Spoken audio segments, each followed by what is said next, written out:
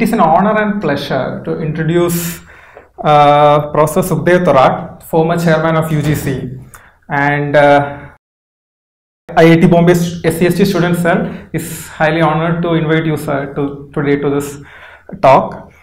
And I think like almost all of you here doesn't need an introduction for the speaker, but still, Dr. Sukhadeo Thorat is well known for his extensive contribution in various areas: agricultural development, economic institutions and development, poverty, social exclusion, inequality linkages, economics of caste system, caste and economic discrimination, market discrimination, labor market discrimination, economic difficulties of excluded groups, economic ideas of Ambedkar, and human rights.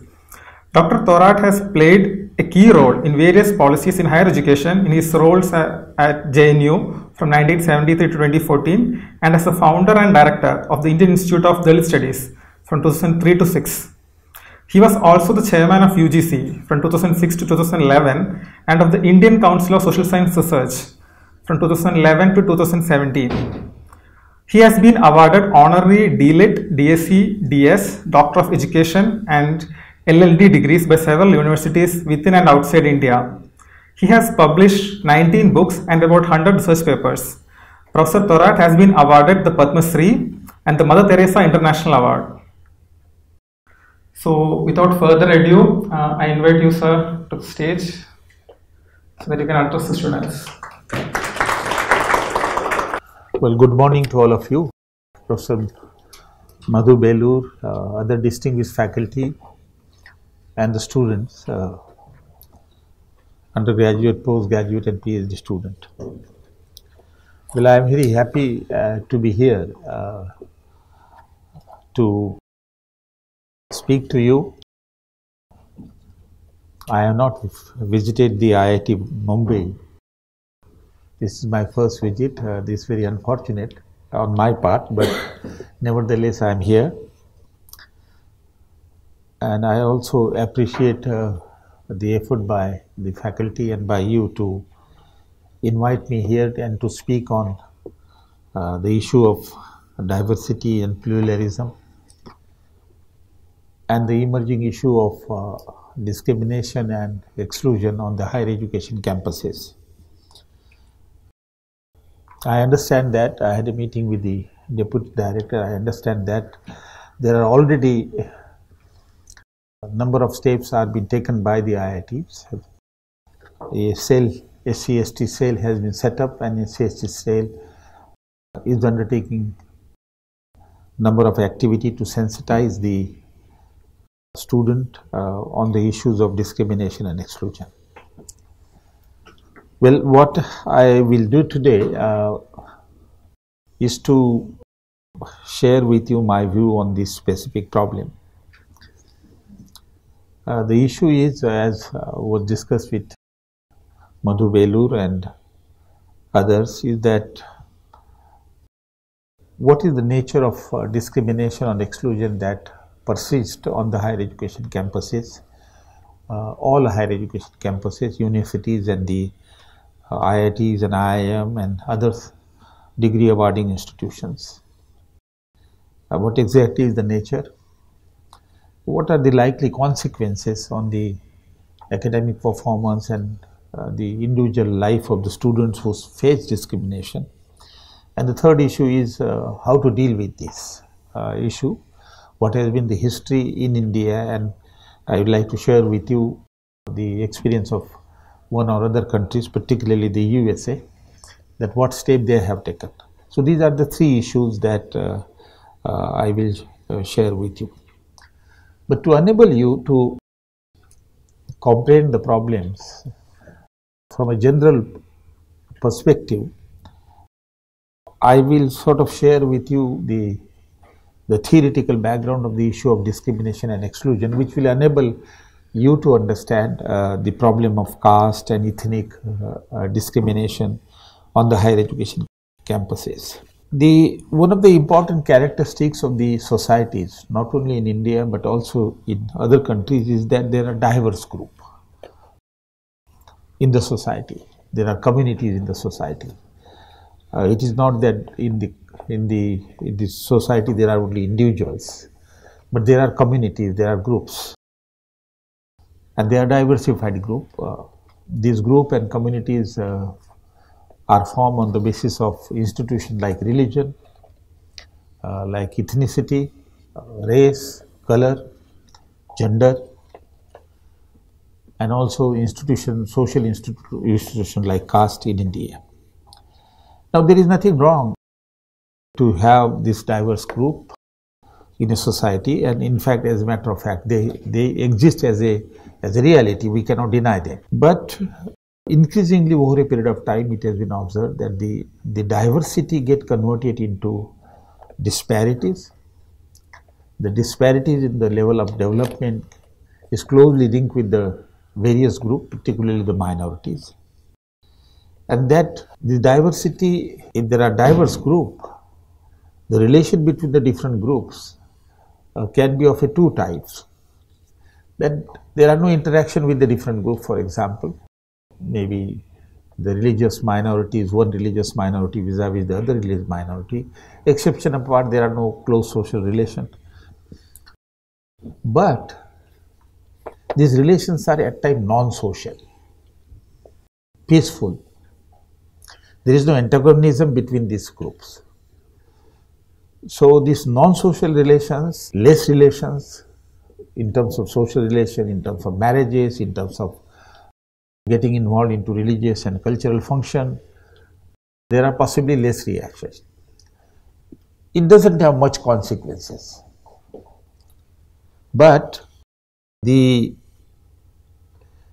diversity at times get converted into isolation, segregation and discrimination. And then the issue became a lot more serious.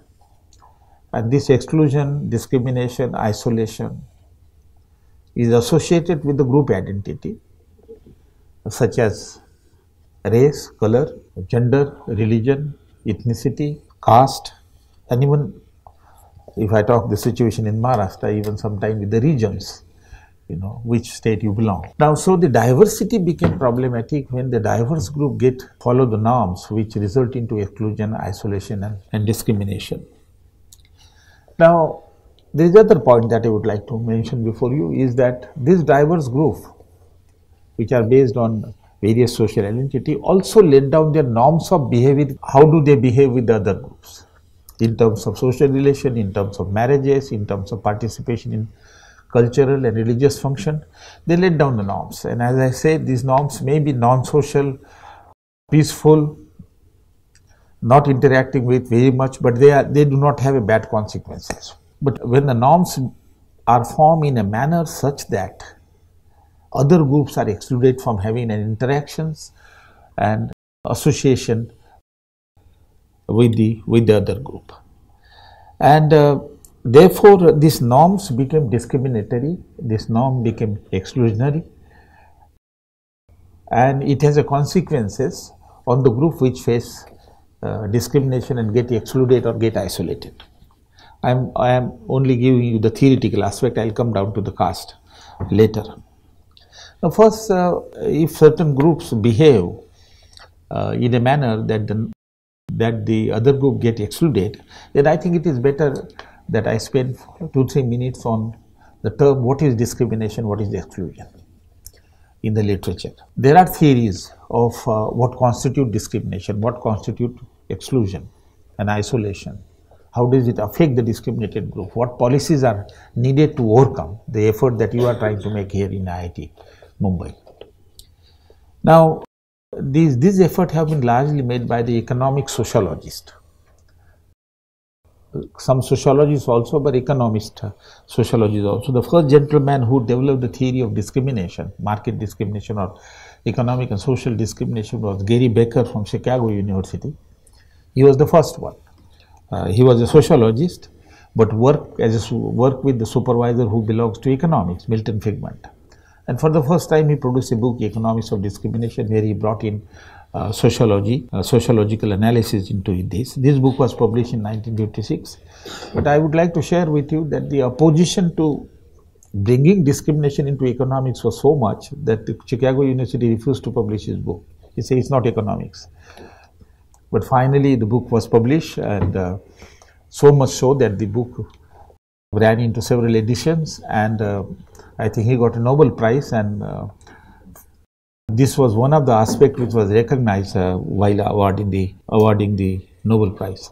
Now, I don't want to go into greater detail into the theories because we have to discuss the Indian situation more, but I will give the brief idea what constitute discrimination and social exclusion coming from this theory. Other than the Gary Baker, that it was built up further advanced by Arrow, who was also a Nobel laureate in economics. It was further advanced by Akraloff and Cantor. Akraloff also got a Nobel Prize, and among his citation, this aspect, discrimination aspect, is one of them. Then, of course, Amartya Sen has written something. He wrote a discussion paper for Asian Development Bank in 2000, and there are others. William Darity, who is an African-American economist. Akraloff and William Darity, they are alive. They are both in Duke University, Cantor and Darity. Akraloff is, I think, in the Washington University. Now, the major argument of all this, because I don't have time, we will not go into greater detail, but you should understand the central idea of what do they say on three questions. What constitutes discrimination? Why discrimination? That is very important. Why people practice discrimination, and what are the consequences, and what are the solutions? The general point that emerged from this all theoretical writing is the following: that is, the community, there are in a society there are communities or groups, whatever you may like to call it, based on their identity like religion, race, color, caste, ethnicity, and other consideration. Number one. Number two, these groups laid down the norms of behavior. How should they behave with other community? And also how should they behave within the community? But we are more concerned here what norm they laid down whereby they decide how to behave with the other community. A high caste with the low caste, a male with women, a Hindu with Muslim or Christian, or a white with black, or a white color with the black color. So all these are identities, as a matter of fact. So they laid down the norms of behavior, and invariably these norms turn out to be discriminatory and exclusionary in a different forms, not necessarily in the same form. The nature of exclusion and discrimination and differentiation can vary from group to group. The discrimination that the low caste face from the hand of the high caste may be different than the black face from the white, or the woman face from the male, or the tribal face from the non-tribal. So discrimination and isolation and exclusion may vary, but there is an element of exclusion and discrimination which in fact violate the basic principles, the basic right that everybody should have.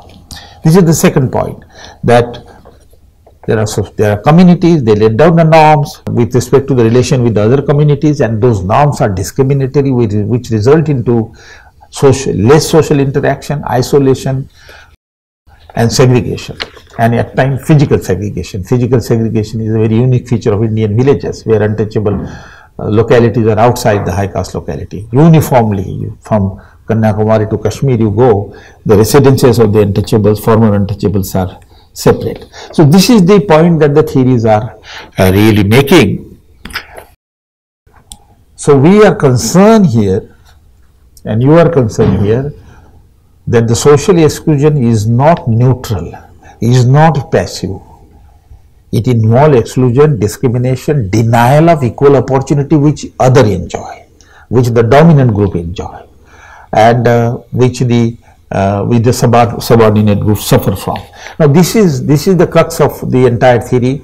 There is a lot of things there, but I think this is the simple way that I could place before you, because you come from social background, social science background, as well as non-social science background. Now this comes of course from the economic sociologists, largely from USA. These all economists were from USA. But the concept of social exclusion specifically came from France. There was a Leonid anthropologist, but he was an administrator, and he developed the concept of exclusion But with respect to the people which are, at that time which were suffering from leprosy and tuberculosis and old people and physically handicapped people. But this concept of social exclusion then was extended to the social sphere and economic sphere. That the people are not excluded because they suffer from certain diseases, but some of the people are also excluded because of their identity, because of their caste, color, religious, gender identity. So the social exclusion concept was extended further. So put together, the first, the insight that we get from the economic theories of discrimination or social theories of discrimination that came from USA primarily, and the social exclusion concept by the French scholar. The social exclusion concept is more broader. It doesn't talk of economics or market discrimination alone. What we say, three things. One is a certain group of people are completely excluded from having an interaction with the certain dominant group. But exclusion involves basically the denial of equal right. If you are excluded and you don't have social relation, doesn't matter much. There should be interaction and communication, that's good, but if not, but they don't harm each other by denying the right, then there is no problem. But this exclusion is an active exclusion. It is active in the sense that you deny the right, let down, say for example in the constitution, to a certain group because of their identity, which the dominant group enjoy. And therefore it has adverse consequences, and therefore there is an issue. And therefore we are here today to discuss it. So this is the theoretical background that I wanted to give you in the background, because people have a tendency to often mention that the caste issue is discussed, untouchability is discussed in isolation, but this is not in isolation. The discrimination proceeds on many other grounds, and therefore there are people who got engaged into it to explain this. Now let me come to Indian situation. After having understood the theoretical underpinning of what constitutes social exclusion, how does it affect the discriminated group, who discriminated, how they benefit. After having understood this, let us go to the caste. There is only one point that I would like to mention about this, that why discrimination, all these theories, they argue that there are two reasons why the people discriminate, either basis on the caste or race or gender, whatever that is. First is that there is an economic interest behind it, because these were economic sociologists, so they identify that there is an economic interest in it, because you deny economic opportunities and educational opportunity to one section, thereby you gain it. So there is a very self-enlightened economic interest, material interest in discriminating and denying equal opportunity and equal rights to the other group. There is also a psychological reason, that by considering you see yourself to be superior, you feel psychologically better. You enjoy high social status. It's all psychological. There is nothing material gain in that, transferent gain, but you feel psychologically that you are better. So this, for both material and non-material motive, the discrimination persists. It is called pecuniary and non-pecuniary motives behind discrimination. This is a very important point that I had forgotten. Now let us come to the India. Now Indian society is so much diversified that you will hardly find any other society in the world in terms of diversity. If you take religion, we have all the religion in the world in our country. 8 religion, almost 8 religion. No other country has so many religious denominations, but we have. We have caste system which divide the people into different social groups. We have tribal, non-tribal distances. Of course, the uniform group formation between male and female, and therefore gender issue is everywhere. That is a ubiquitous feature or uniform feature of all the societies. But we have also racial differences. We have also color group. We are not very conscious about the racial differences as much as we are conscious about caste or religion. But you know, after the northeastern people suffered discrimination in Delhi or in Bangalore, you recall that all the northeastern people had, there was some rumor, so they all ran to their region. Of course, they were brought back. So that was racial discrimination basically. Color, yes, we do not recognize color, but of course in matrimony, And in employment, if you invariably at the receptionist you find a fair girl, you don't find a dark girl. So there is a choice preference for the color for certain categories of employment beside, of course, marriage. So we have this diversity, tremendous diversity, but unfortunately this diversity is coincide with exclusion, with discrimination, with isolation, and that need to be understood if we want to understand the issues in the campus of IIT or higher education institution. Let me take the caste first. Caste and gender are such group that their status is laid down in a legal form, in the written test. Tribal, you won't find much. Religion, you won't find much. How Muslims should be, Hindu should behave with Muslim, there is nothing like a written document. It's informal custom, it is in notion, it is in habit.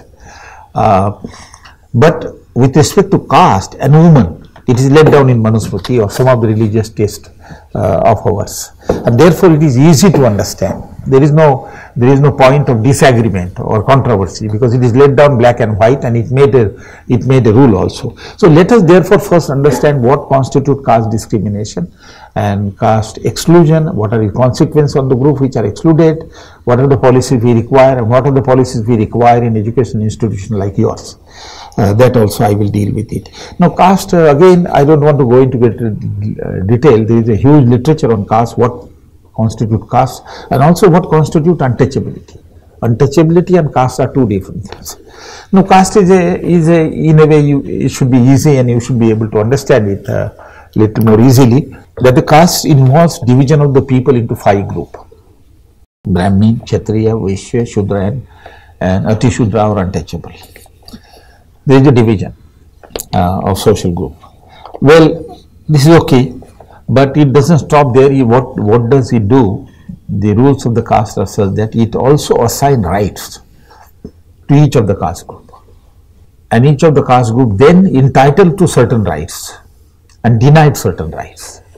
Same is the case with women. I'll come to that also. So the second feature of the caste is that it doesn't divide the people into 5 groups, but also is assign the rights and entitlement of the right. But the third feature is that it assignment of the right across the caste group is unequal. Some have more, some have less. That is the key thing of the caste system you must understand. That the occupations are divided. Brahmin have certain occupation of teaching, learning, preaching. Kshatriya defend, Vaishya trade, Shudra present, and the untouchable service of the 4 castes. So there is an assignment of the right across the caste group, but in an unequal manner.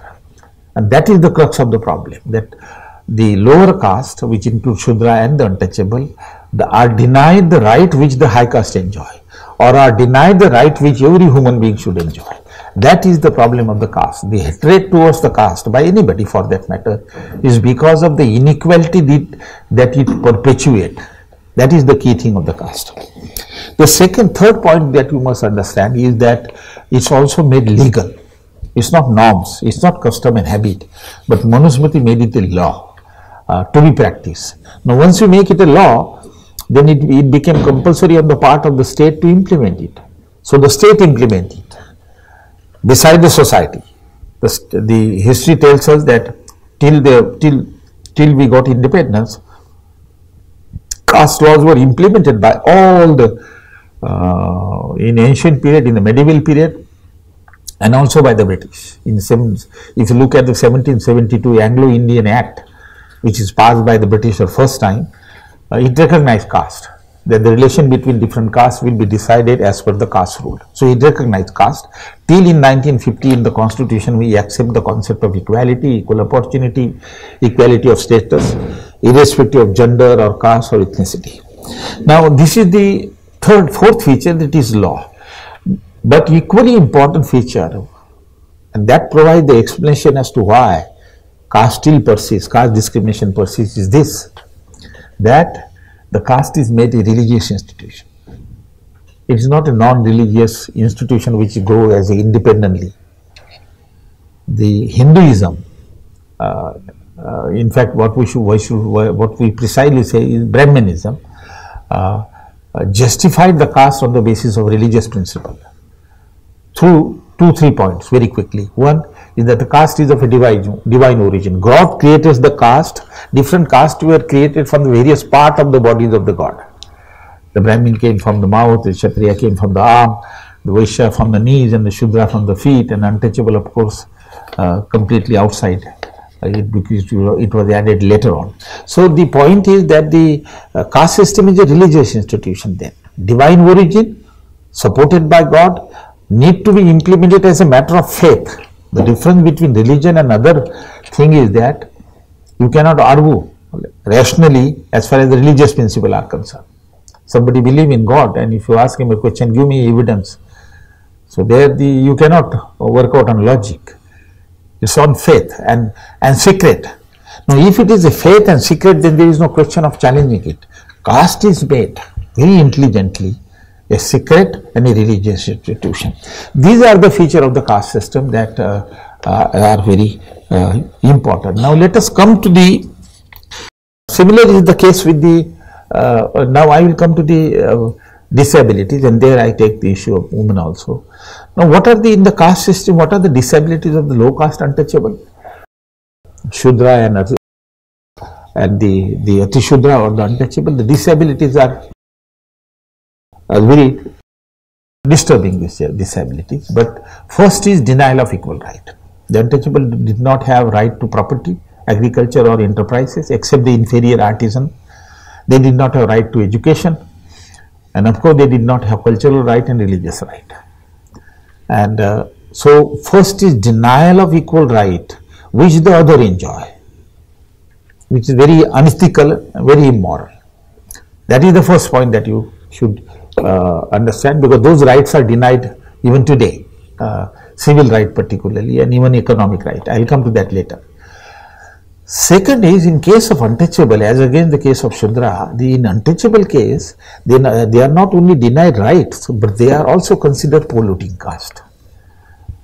That the association with them will make you impure, defilement. This is an additional concept. This is different than the caste. You must understand there is a difference between caste and untouchability. Institution of caste and untouchability. Caste involves denial of rights and high and low status. But untouchability not only involves denial of equal right to the untouchable, but also considering them impure and polluting. Now, once you consider them polluting, and that pollution occurs to the high caste through 3 channels. One, by touch. That is why it is called untouchable. They are not to be touched. Then unapproachability, that they are not also come very near. So the unapproachability in Kerala and in one of the religious states, in fact the distance is let down, by arm. The 7-arm distance has to be maintained, because if you come closer, then the other person get polluted. Third is sight, that you cannot have a sight eye-to-eye contact with the high caste, and also senses, the air. So such a obnoxious concept of untouchability was developed by our lawgiver, religious lawgiver, whereby the untouchable are completely isolated and excluded and discriminated. What Ambedkar then argued is that untouchable were human beings, but they were not persons. Persons means persons have certain rights, personal dignity and certain rights and certain privileges. Those are completely denied to the untouchable. Now, this is the situation as far as the untouchable is concerned. In case of women, they also were denied in Shastra, in written. They were denied right to property, they were denied right to education, and they were denied equal religious right. They were not allowed to participate in some of the religious functions. So they suffer on these 3 counts almost on parallel with the untouchables. But the high caste women do not suffer from untouchability and caste discrimination, but they do suffer from gender discrimination, while the untouchable women suffer from both denial of right associated with caste and also untouchability, what is called we call in social science intersectionality, that they suffer not only for gender discrimination similar to that of other women, high caste women, but they also suffer from caste. So double disability. Now, this is how you have the background. Now I thought I must give you the background, because there is a tendency among the youth, and particularly in higher education institution, to raise question as to why reservation, why this special favor, and the humiliatory treatment that the untouchable student in IITs or IIM face, calling them quota student, calling category student, calling them son-in-laws of government. It has a history of this theoretical background. The institution of untouchability developed contempt towards the untouchable, developed antisocial feeling towards the untouchable, developed the feeling of humiliating them on one or other pretext. It comes from the theory of caste. So the new generation youth who practice this kind of attitude not to be blamed, because they inherited that norms, they inherited that habit, although it is banned, because they learn in the family, they learn in a society. I won't share with you because I don't have a time that the high caste Brahmin particularly are required to read all relevant religious book, and that doesn't teach you, that doesn't include only the religious principle, but that also include the caste. So you get the social, you are socialized about the caste and you develop the caste pride. You tend to draw a distinction between the caste in the family as a child, and with that feeling and with thought you enter into the education institution. So student and youth are not to be blamed. What are to be blamed is the thoughts and the ideology that they carry and they are influenced. Okay, now this is the problem, but we have dealt this problem. It has been, the untouchability came into being around 400 AD. So, and we abolished untouchability in 1950. You can see about 1,800 years untouchability was continuously intact. So does the caste. But in 1950 we abolished untouchability.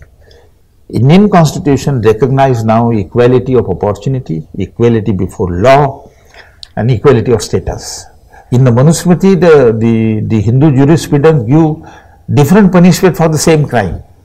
If you kill a person, there is a different punishment for Brahmin, Kshatriya, Vaishya and Shudra. That has all gone now. Now equality before law, equality of opportunity, equality of status. We specifically mention the principle of non-discrimination in the Constitution. What is more important is that we ban untouchability in the fundamental section of the Constitution and made it punishable in the Constitution, in the fundamental right.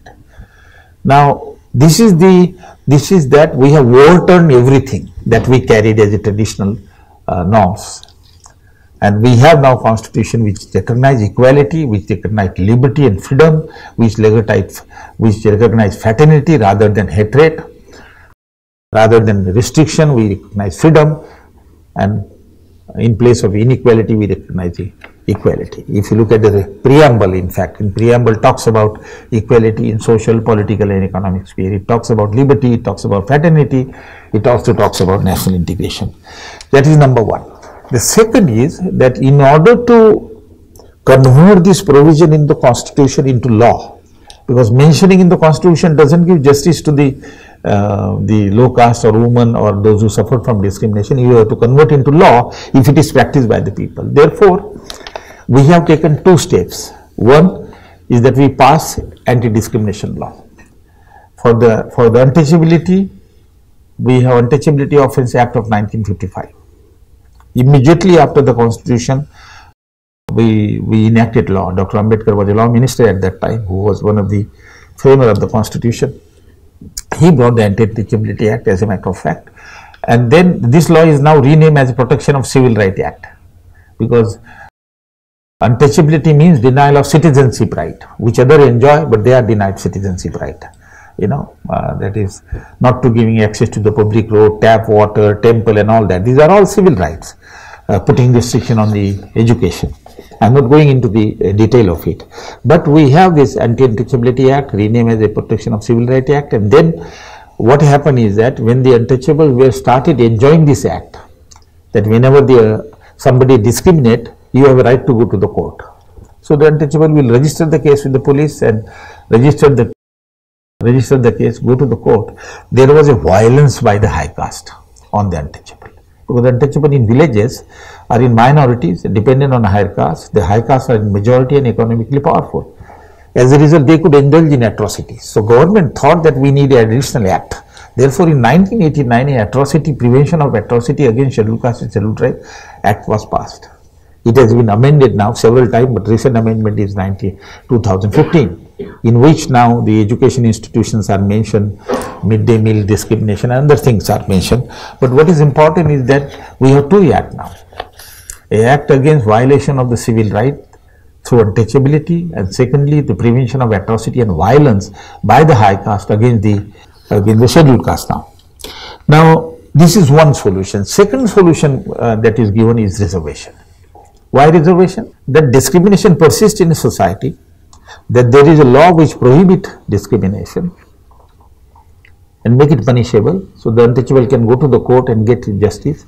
But the discrimination which persists in the society by the high caste against the untouchable is not something which is over by one stroke, because it is in the habit, it is in the norms, it is in the custom, and it continues despite law.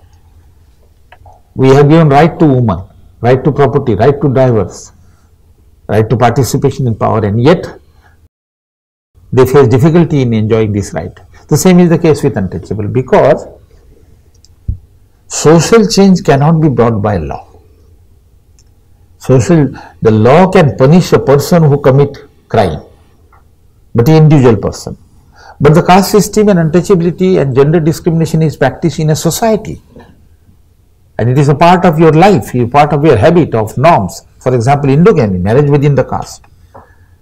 Now there are no restriction of intercaste marriages, and yet the endogamy and marriage within the caste is such a strong institution that people cannot dare to do it, because there is a punishment by the society. You know the example of girls being killed or physically assaulted by their own parent for marrying with the person of a low caste. So the social change can be brought provided the norms and habit and custom in the society get changed, and particularly the low caste untouchable continue to face discrimination in job, in education institution, in access to civic amenities like road, temple, water tap, and several other areas, in buses, in police station, in primary health center. They face discrimination. Law provides only limited protection. Therefore, the government took a decision to give them fair share. If they face discrimination in education institution in admission, let us give them fair share. Those who are meritorious, taking into their history into account. So therefore the concept of fair share came, and it was decided that they should be given a fair share in the employment in education, government jobs. They should be given fair share in the legislature, so political reservation. They should be given fair share in the education institution, the education is reservation, public housing, so reservation in public housing. So while the norms will take time to become non-discriminatory and respect merit, but since there is a discrimination, we develop a policy whereby we provide a fair share to the discriminated people. So we have two policies now, legal safeguard as well as the fair policy which gives fair representation. Now there is a third policy also, and that policy is that the untouchables were particularly denied the right to property, and as a result of which they are landless. Bulk of them are landless, bulk of them are without entrepreneurship. The very high proportion of them are illiterate, and their share in the higher education is very low. For example, at all India level, the enrollment ratio of high caste in higher education institution is 41%. For the scheduled caste is 20%, half of that of high caste. For girl, it is still a bad situation. So the discrimination, partly it is because of discrimination, but partly it is because they are poor. Therefore, government took an initiative of a general policies of economic empowerment. That is to give them the land. So there is a land distribution program. Promote entrepreneurship among them, businesses. So there is a policy of reservation for entrepreneurship. And public housing and similar other policies. In other countries, they have adopted the general policy, but under the different category. It is called reparation and compensation. Why it is called reparation and compensation? It is particularly about the black vis-a-vis the whites. That the white, through the institution of slavery, accumulated wealth by paying less than what was the wage, market wage. So they develop an argument, the African American economists develop an argument that the wealth of the whites is at the cost of the lower payment of the wages to the black. they should be given back. Losses to the black were at the cost of advantage to the whites. Now similar argument is here. Some of them are arguing now that if the high caste are to be found with more land, more entrepreneurship, higher education and other privilege, it was because at the cost of denial of the same right to the untouchable. The education to the untouchable was denied till 1950. Britishers started public education institution, primary school in 1854. 1854. Imagine, as late as that. So it was a public institution, so untouchable also tried to get admission. A boy from Dharwad, from Karnataka, went for admission looking at the open policy of the British, and he was denied admission in 1854.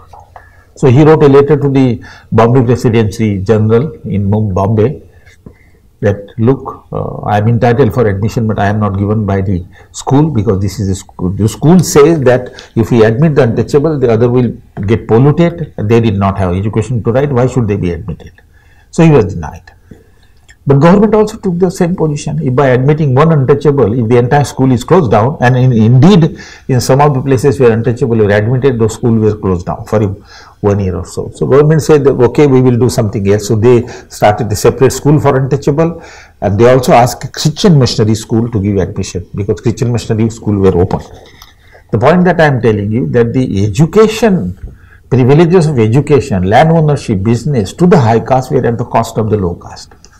And therefore the argument is made here that the high caste now or the state now compensate the scheduled caste what they got in some form. Now the reparation policy is going on in UK, in USA. You know, Georgetown University in Washington DC got the funding from particular person because that university had a financial crisis, and he gave the funding, some $1 million or whatever, but these were the wealth collected through the slavery. This was discovered only with the 10 years before or 5 years before. It was pointed out that Washington University, Georgetown is built up on the effort of the slave, black slave. So the church collected billions of dollars, went to the black priest and say that we give this to you as a loss that you suffered. We compensate you, retribute you. So the reparation policy. Very recently, only 3 years before, you might have noted down in the paper that the West Indies people discover, the commission in the West Indies discovered that I think Edinburgh University had received the funding from couple of families whose wealth were accumulated based on the slave labor. So what did they do? The Edinburgh University introduced hundreds of scholarships for the West Indian students, compensation. Now there is an argument here that the untouchable also should be compensated beside the legal protection and the reservation policy. So friend, this is the background. Now let me spend another 20 minutes or so on higher education, and then what is being done and what IIT can do. Now as far as the higher education is concerned, we were under a very sweet illusion. The education institutions are pious institutions, educated people goes there.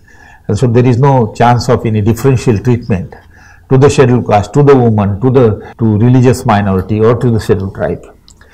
And so therefore nobody, even the Prevention of Atrocity Act or Untouchability Act also doesn't mention education quite clearly. Mention the education institution as a public institution, but it doesn't talk about discrimination in higher education or school education. So we were under that illusion. That myth was broken gradually. When the incidences of discrimination began to appear. And so I don't want to go into the history. If you look at the literature, you get it. The first attempt of recognizing and developing policy was in 2008, when a medical boy committed a suicide. I was chairman of University Grant Commission.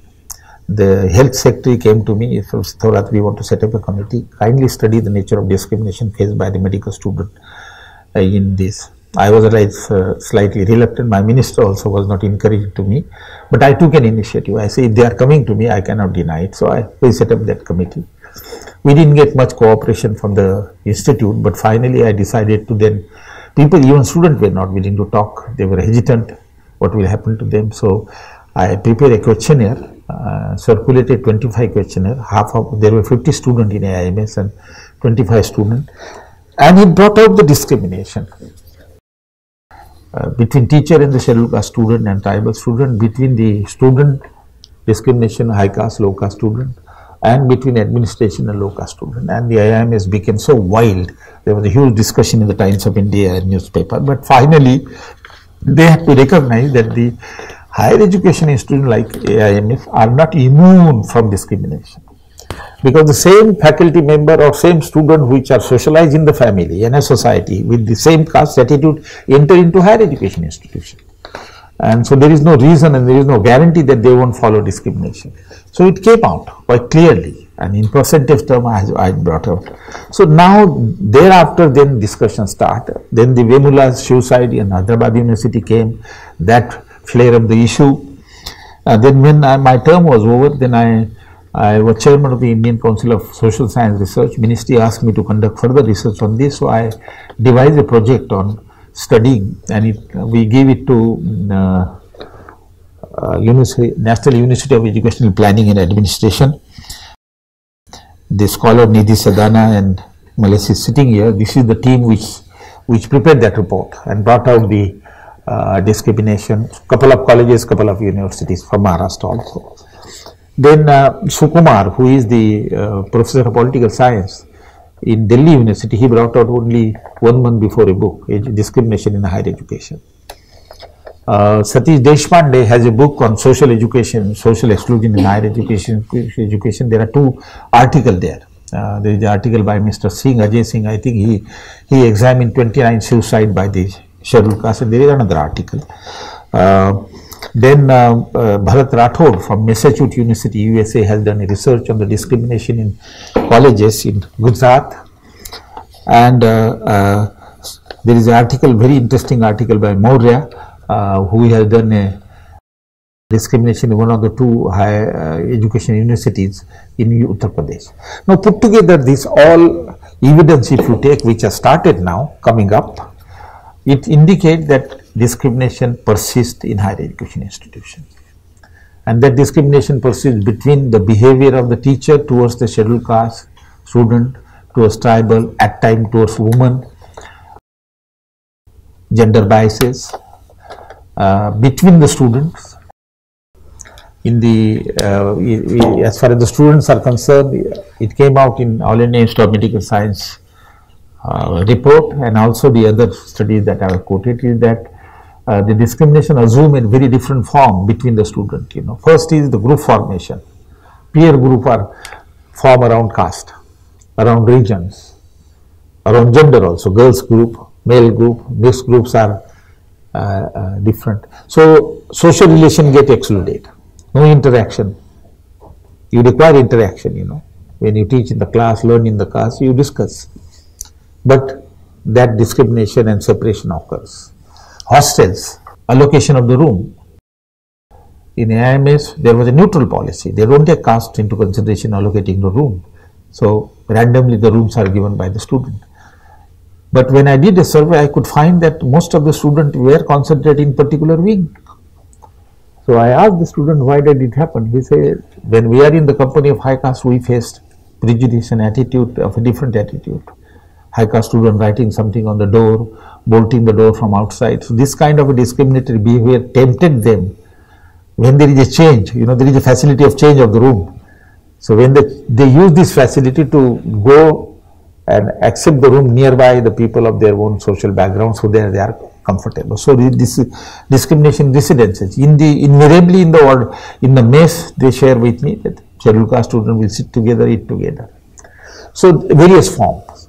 Yes, they have a very big festival called Pulse, annual Pulse. You may have some annual generally the scheduled caste students were excluded from the important activities.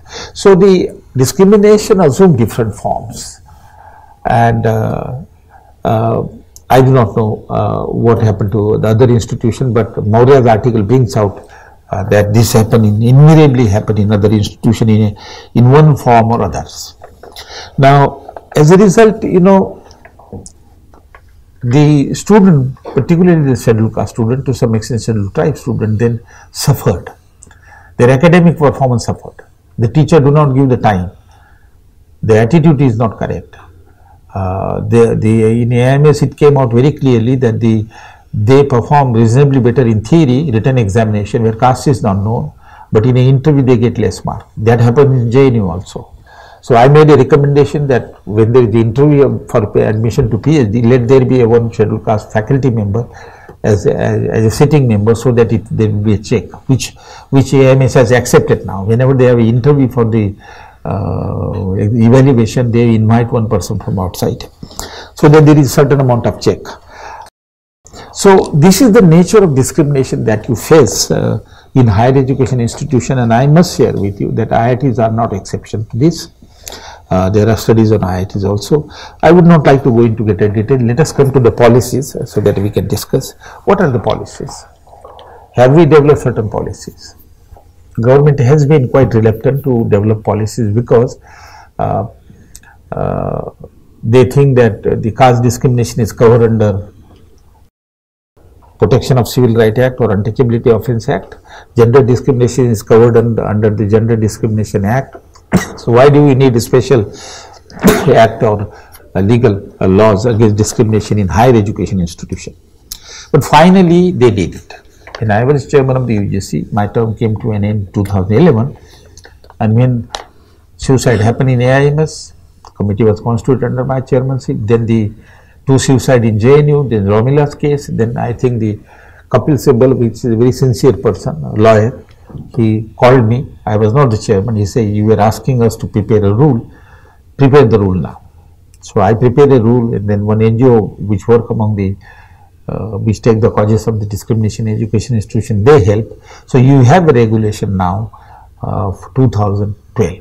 I have given the copy, Buller has a copy, I have given the copy to the deputy director. But isn't it not surprise that the institution like IITs, which are also covered under the Act, are completely ignorant that this law exists, regulation exists? That is the apathy, negligence in the education institution as such. But what is important, this is a very important law. I will recommend to Buller and others that whatever organization structure, whatever exists, it should be kept as it is. But I think since this law laid down very clearly, it is a law of equity in higher education institution. So it defined discrimination, several forms of discrimination are mentioned there, including the humiliation, of the Dalit student, quota student, category student, and all kind of words are used to humiliate them psychologically, which push them towards the extreme, and some of those who cannot tolerate commit suicide. So I think this law very clearly laid down what are the discrimination. It also mentioned the punishment, but more importantly, it also mentioned the positive statements, positive step to be taken by the institution, which I understand your IIT is already doing. That is one thing. Now I want to share with you some experiences of India as well as the USA. India I am sharing. That what we have done ultimately is that we have a law which provides legal protection to the discriminated student. The way we have Untouchability Offence Act. We have then reservation policy which give admission to them in reservation policy, in reservation. But there are no significant initiative on the part of sensitizing the general student, particularly the high caste student, about the issue. And so the prejudice and antisocial attitude continue to prevail among the higher caste students. That is the basic issue that I think we have to also deal with. For example, I have dealt those arguments. If you want to study, there is an article of mine in EPW, Prejudice Against Reservation Policy, I think 2016, you can go type Prejudice Against Reservation Policies, my name, and you will get that article. There I have dealt with all the argument, but one of the argument which the youth make is that why do we suffer? The scheduled caste get admission with a lesser mark, and some of us, our students who get more mark than those who get admission, they suffer. So there is what is called reverse discrimination, positive discrimination, reverse discrimination, that we are discriminated at the cost, and we have not done anything. We are not responsible caste system. We didn't create a caste system. Now these youth need to be sensitized. These youth need to be told. However, what sensitized program you will take, I will mention about it. You are already doing some of them, or you are taking initiative. We have to tell, we have to share with the youth that look, you are the beneficiaries of the privileges that were accorded to the high caste. The ownership of property and education, right to education and others, they continue for 2000 years. So if the high caste student, they are from better economic background, they are highly educated, that is because the right to property, right to education were preserved for them for generation together. And you, today present, you are the beneficiary of that. You cannot say that I am not the beneficiary. The privileges that are given to the forefather, they are continued and they are being enjoyed by the present generation. So if you want to compare the youth from the scheduled caste and scheduled tribe with the youth from the high caste, you see a tremendous difference in the level of living. So you are the beneficiary of that past privileges which are carried forward from generation to generation, which you benefit today. So you have to be sensitive that these people are, if these people are given some safeguard against discrimination and some share, that is because I have enjoyed it, my forefather has enjoyed it, I should tolerate it, I should appreciate it, I should show sympathy, I should not call them quota student, because their generation together were denied, and I have enjoyed that, my forefather has enjoyed that. Now this kind of sensitization is necessary, that these constitutions also recognize this. So I was on the point that beside this provision, the law, safeguard against discrimination and all that in the education institution, the education is a very important steps that you should take, because the student that comes to IITs or IIM and higher education institutions are socialized in the family in a manner such that they tend to believe in caste system, and in a society also same group formation. So those youth come into the higher education institution with the same prejudice, and when they see this scheduled caste student being given some preference for admission, they are not told that a Brahmin parent will not tell their son that you got education simply because untouchable were denied education. During the British period, when the British opened up a bureaucracy, who benefited from bureaucracy? Educated people. Who are the educated? High caste. Untouchable could not get a job because they were denied. So you benefit at the cost of those who are denied. Now that kind of education is required. Student will become sensitive. Student will understand this point, but we are not teaching them. Now I think there is an effort on your part here. I just want to share with you what America has done, and then I'll stop with that. That the American higher education institution also began to feel the isolation and exclusion on the campus. As long as only white, male and female were the student, no problem. But once they are joined by the black female and black male, Latino, Asian Indian, Asian, which include Indian also, the problem of exclusion and discrimination came in. But the American then immediately Ministry of Education recognized that this campus is becoming heterogeneous, exclusionary, and this is not good for education. So they set up a committee, asked the American Association of Universities and Colleges to set up a committee, study the issue, give the suggestion. The committee is set up. I don't have a time to go through. The committee gave a recommendation, and yes, there is a problem of exclusion and discrimination, and we need to do something about it. They have taken several steps, but one of the steps is sensitization of the student about the problem of racism, about the problem of sexism, about the problem of classism, about the problem of differentiation. And one of the recommendations was that they suggested a compulsory course for all the students. A course where two things they have done. One, that they have one portion deals with the problem in the society of racism, gender discrimination, ethnic discrimination and all that, and poverty and disparities also. So you tell that the society is full of with this problem and you have the responsibility. So the student became aware about the problem of society. Secondly, and then this course is made compulsory, some is voluntary. If you open up the website of Harvard University or Stanford University, you will see this course. It is called Civil Society, Civic Learning and Democratic Engagement. That is the title. Civic learning is this, what I have to share with you. In democratic engagement, they ask the student to go to the black locality, see their life in practice. So that is how they have sensitized. Of course, there are many other activities which you are also taking, and the Madhu Biller share with me. You are also planning to take, and you are taking some activities, but they also do that. Now, this was done in 2000. 2013 they did the review, and they discovered that some of the students who did this course were of a different attitude. Their attitude was positive. In fact, their performance improved. This is what they have done. Secondly, the pedagogy, the method of teaching, that is very important. What they have done, that when there is a class of this particular course, civic learning, they will see to it that the Christian, the Zoroastrian, the Jews, the Muslim, the Hindus and others sit together, and they just ask them to tell them what is your religion, what is the teaching.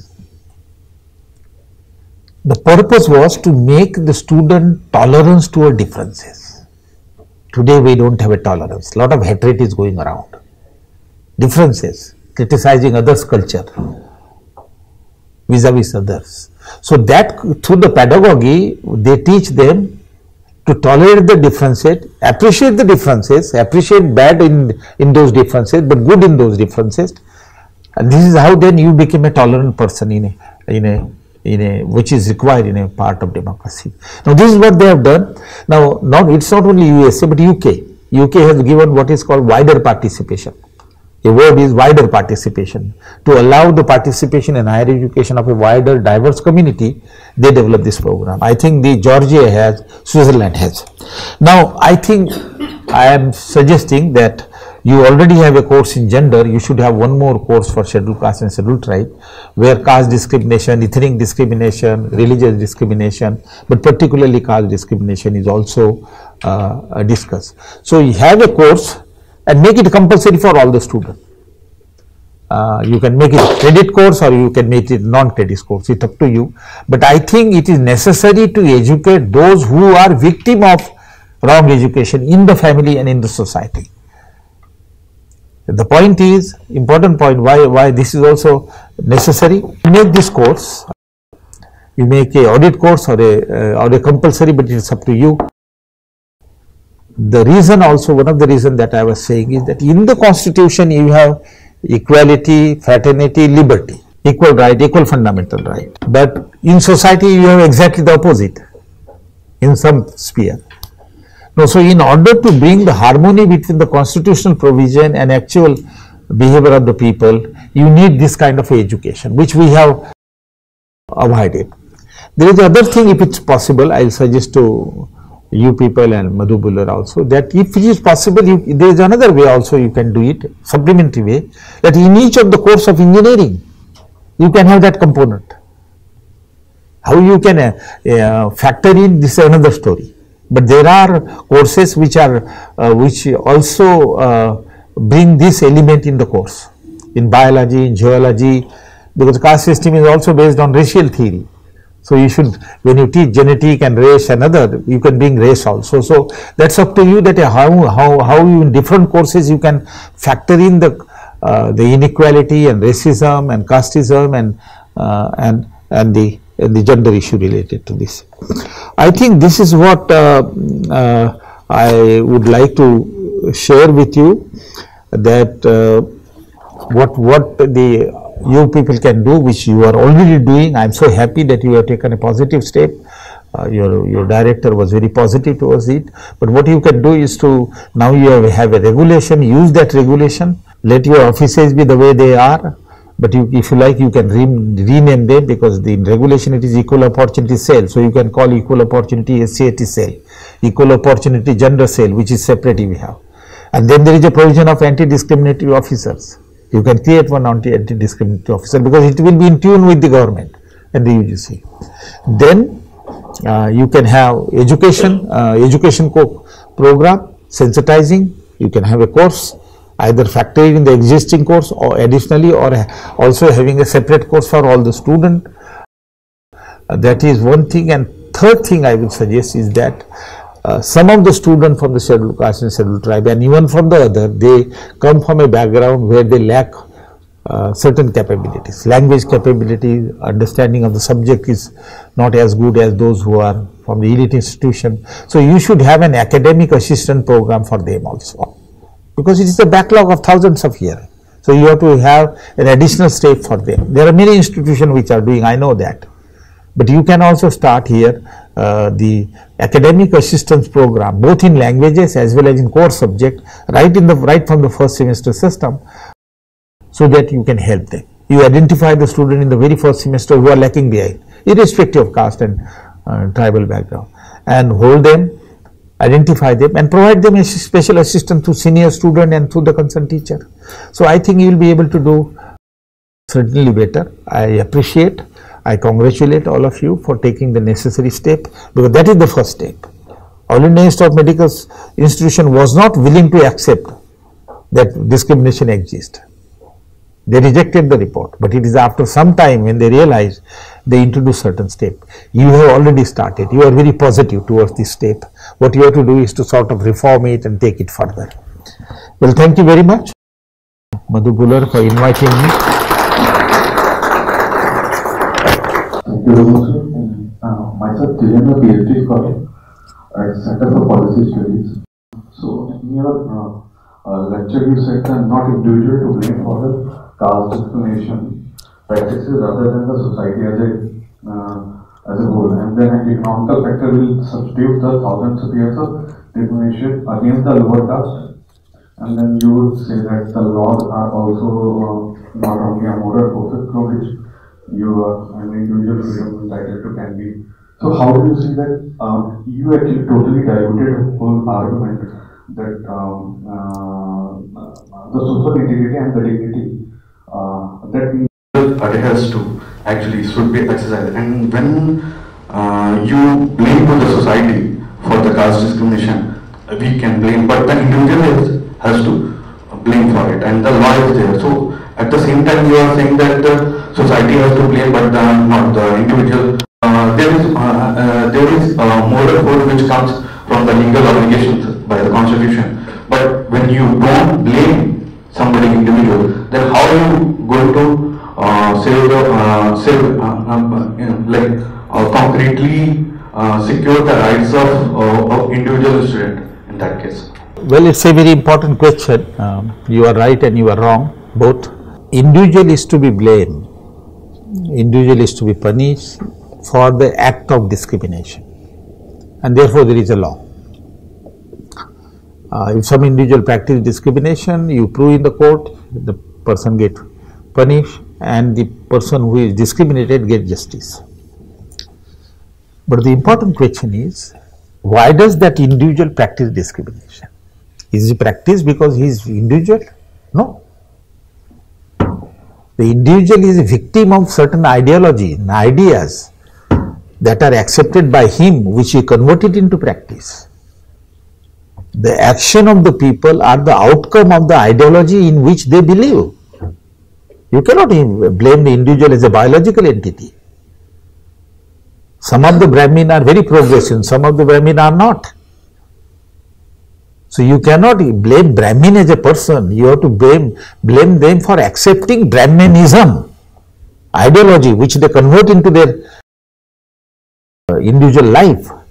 Therefore, you are against ideology, you are not against individual. But if individual practice something, he is punished for his individual behavior. But he is a victim, his behavior is determined by the norms which are discriminatory. So he has to be told that your norms are discriminatory, you should follow a secular norm. So your attack should be against the ideology. Individual should be punished, but attack should be against the ideology. It cannot be against the person. Then you will go and beat the person. That's not the solution. You have to educate them against the ideology which they put into practice and which caused problem. Yes, another question? Otherwise, you will create the enmity between the persons continuously, unless you recognize that it is the ideology which is the source of discrimination and not the individual. Individual is a victim. He practices, he believes sincerely, and he is punished for that. But the society, all individuals get affected by that ideology, so you have to bring a caste reform. Why did Ambedkar accept Buddhism? Because he wanted to change the ideology from Hinduism to Buddhism. It's ideology. Hi, so my name is Akshay. I'm a student of public policy, pursuing PhD. So my question, I largely agree to your point how we have to blame the structure and whether or not the agent. So and also something I was wondering. So you talked about how you have to sensitize the students on caste and other kinds of discrimination. So and there is a larger power play happening in classrooms between faculties and the students. So how do you think that should be addressed? Because student and student, largely the power can be negotiated, and there can be retaliations, and there can be other ways to negotiate. But when it comes to a classroom, there is largely a hierarchy within the classrooms, especially if you bring in caste and gender and such social groups. So how do you think from a policy perspective and even otherwise, theoretically, how do you address this kind of situation in classrooms? Very important question here. I think I have shared with you that the discrimination between the student and between the teacher and the student, that happens in the classroom and happen in the interrelationship with the teacher and the scheduled caste student outside the classroom also, assignment, visit, guidance, advice, and also of course in the classroom, in teaching. Now, and the group formation around the caste in the classroom, sharing everything within the caste group, excluding others. So those are the issues, certainly important issues. Now, how do we deal them? We can deal them in the following way. One is that the rules, regulation that are issued by the UGC, that in the classroom or on the campuses, the students should not discriminate. Students should not behave differently. Now, this is individual behavior, it's very difficult to control, it is up to me to whom I keep contact. But we should promote the interaction as far as possible. But what is most important is the humiliation, remark, putting down yourself. That aspect is for a lot more important, and that need to be dealt with. I think there are two ways. One is of course that if the student indulge into some kind of a behavior which are discriminatory in the law, then you can file a complaint with the authority or with any other outside authority. So you get a justice. But that doesn't solve the issue altogether. This will be certainly a deterrent to other student, that he got punished, and if I do the same thing, I will also be punished. So it will act as a deterrent. But his thoughts and his behavior, which is embodied in the family, that doesn't change. That remain with him. He may not express it, but it remain with him. He may not keep relation with the low caste student. So for that you require education, certainly, through the course, that casteism, excluding some people, is wrong. Excluding girls on the basis of gender is wrong. We should believe in the principle of equality. We should believe in the principle of brotherhood, fraternity, which is given in the constitution. So in the process, it is quite likely that some student will change. They will become positive. So I think this dual way we will have to follow in mind. That is also there. When I am talking of sensitization, I think we also need a sensitization of teacher. They are also to be educated on both the front, that if they practice discrimination, they are subject to punishment, but also sensitizing them that they should behave equally, they should behave respectfully, with sympathy with the other student also. Their teacher's education is also very important. In fact, in USA, when they started the courses, civic learning and democratic engagement, the first thing was to educate the teacher.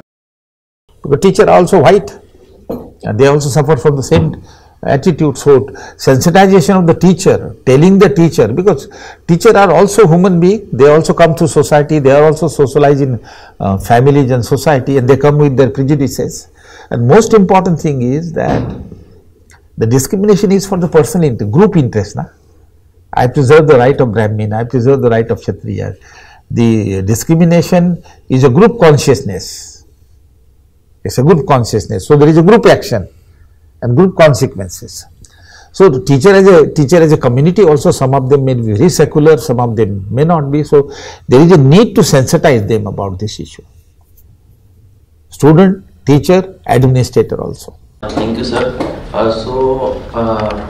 am Tikendra. I am doing my MPhil at Department of HSS here only, sir. So there are two questions, sir. My first question is, sir, you mentioned two factors of discrimination, economic and psychological. While the nature of motive of discrimination, economic and psychological, while the nature of reservation policies are social in nature. This introduction of EWS reservation, how it will impact the discrimination dynamics and the anxieties of dominant identities. And second question is, sir, you mentioned regarding the social change cannot be brought by laws because it is a part of norms and practice. So my question is that how policies related to identities, as you mentioned few of them, will impact the current developmental politics where state is continuously pulling a hand from the affairs of market as well as public institutions. But I'll try to, they are mixed up also, I'll try to answer them. See, the reservation for the economically disadvantaged group, my feeling is that it should not have been included in the category of reservation. Reservation policies or affirmative action policies are only for those groups who suffered from discrimination on the basis of identity, caste, ethnicity, gender, race, because their problem are different than the problem of the poor from the high caste. But government has taken a decision. I am not against giving a specific number of posts for economically backward students. Yes, they be given, but they cannot be given on the basis of the reservation policy, because you are diluting policies then. So my position would be that the reservation and similar policies, you know, when the debate of reservation in private sector was on 2003, 2005 to 2008, and I was involved into that, and Ministry of Social Justice had asked me to undertake the studies that to draw a lesson of private sector reservation from other countries. When I studied, there was 113 countries. So it's not India. Every country has this group and discriminated group. They develop several policies with a different name. USA has equal employment opportunity policy, Northern Ireland has equal employment policy, Japan has a special measure, UK has wider participation, but there are policies for those groups which suffer from discrimination, and the policies are such that the discrimination is in counter. One is the law, another is the affirmative action and reservation policy to give them the fair share. Lower income group, give them the seat, I don't have a problem with that, but don't mix up them with this group and because you are then distorting the issues. This is one. Second issue that you raised was, so you are very right that there are public goods which are basic good which should be given to everybody. Education is the basic need. You cannot say that poor will not get and rich will get. Then you are saying something like same thing for the food, same thing for water. You can't do that. If education is a basic requirement of everybody to develop the personality, then everybody should get the education. Therefore, there is in the constitution there is compulsory education for the school. There is no voluntariness there. Everybody who is 7-year-old must go to the school. So the education being a basic need, it is treated as a public good, as against the private good. Private good means if you have money you can buy it, but public good everybody has to be given, if you have money or not. No, education is treated as a public good. Now what we are trying to do is we are trying to convert the public good into private good. We develop a policy that education being necessary, we started public school. We started public state university. We started public institutions like IITs and IIM and all that. Now what we have done after early 70s or 80s, we are privatizing higher education. And privatizing higher education means we are commoditizing it. If you have money, you can buy. If you don't have money, you cannot. So the privatization of the education is reducing the access of the poor and socially disadvantaged group. Number one, that is the casualty. I have the statistic of what is the extent of privatization. At all India level, about 30% of the student goes to the self-financing private institution. In Maharashtra, it is 70%. And bulk of the students are from the higher income bracket, because poor cannot afford to pay those fees. So of course the casualty of privatization are the poor and the socially disadvantaged. But the other point is that the reservation for SC, ST and others is only in public institution, it's not in private institution. The moment you privatize, you de-reserve, you go for a de-reservation. So double impact, the reservation is gone, and secondly it is biased toward the economically advanced students. So therefore we are creating disparities in the society in terms of human resources. Once you create disparity in terms of education level, you create disparities in employability, income and poverty. So you are very right. I agree with you on that. Privatization hota hai sarkar, it's a political decision. I don't have a problem. We can't do anything. Those are in power. But at least they should not bypass the goal. If you are privatizing education, you should see to it that everybody gets education. If the private institutions are charging a higher fee, at least for the poor, then government pays. So at least we can justify that okay, they have privatized, but the access to poor is not denied. But that is not also being done. The poor are completely excluded. Fee control is not possible.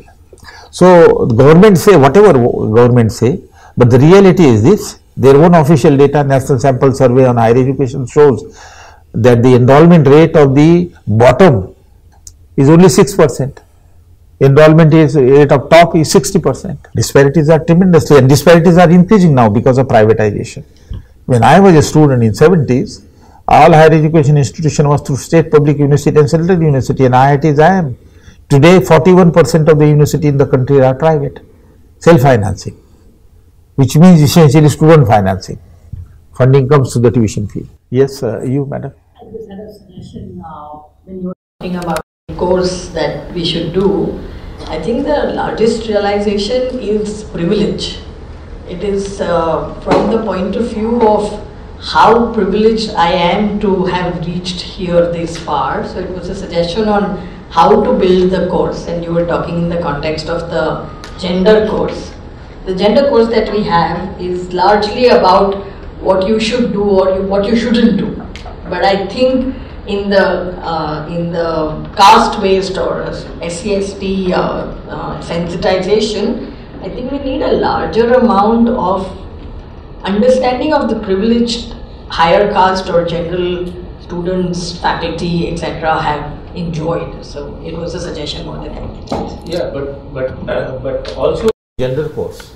In gender course, if you are including that women face discrimination, these are the law, this is what you should do, this is what you should not do, your language, behavior and all that. No, in addition to that, you must also tell the history. That women in the past were denied right to property, right to education, religion, obnoxious practices of sati, child marriage and widowhood was imposed on them. That history also you should tell, so that the high caste student will understand that yes, we have done really injustice to them. It's required much more for a caste, I can understand that, because caste was invented something 1500 BC, but also for gender, so that they will become sympathetic. In fact, you should bring them to their home. Your mother, your sister, do they enjoy the same participation and same power sharing within the family?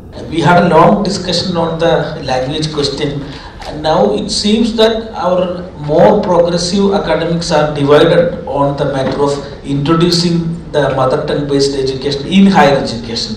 So for the larger benefit of the audience, I would request you to share your thought on it. Yeah, new education policy 2020 also talks teaching in regional language, English and Hindi as a second language. Now, my view on this is the following. You may perhaps may not like it, but my view is that the teaching must be in the mother tongue, because people understand it in mother tongue, particularly the poor, economically weaker section. Now, take entire Europe. Give me any country where the medium of instruction is English. In Germany, they teach in German. In Japan, they teach in Japanese language. In France, they teach in French language. Why? Because mother tongue, a child is know the language from the childhood, and in a society that language is there. So teaching should be done in the mother tongue or whatever language you have. But, and that's a big but, that the English where there is a predominant knowledge available, just like engineering, from the first standard to the bachelor, English as a language should be taught to the student, so that he is well versed in English. So when after higher secondary he prefer engineering or medical, he should not have any obstacle or hurdle in understanding reading and writing. This is the experience of entire European country. Japan, for example, they can't speak English if you talk to them. But how come Japan is one of the advanced countries in the world? Because they have not allowed people to deprive of English language knowledge, but they also at the same time taught in their own language. I just came from Bhutan. Every Bhutanese, even taxi driver speak in English. I was surprised. And then I asked them, they teach in Bhutani in the school, but simultaneously they teach English from the first standard. And then since language is taught, they also teach in English at time. So I would say that we should have this. And the Maharashtra government is committing a major mistake. Under the 2013 Act, they introduced school, self-financing school, and now there is a crop of English school which is coming in rural areas, which are substandard, and the poor students are trying to go there, somehow managing to pay the fees, and then there is heavy dropout. That's my view. Yes, please. Based on the lecture you have given on caste and things, I want there is certain institutional practice in some of the hostels in IIT Bombay, which I was always witness of, where there is a section of mess always allotted to a vegetarian, pure vegetarian section, where people who eat meat, it's a part of the general mess. Some tables are allotted as Jain food and pure vegetarian food, where some people enter are fined also if you eat meat and something.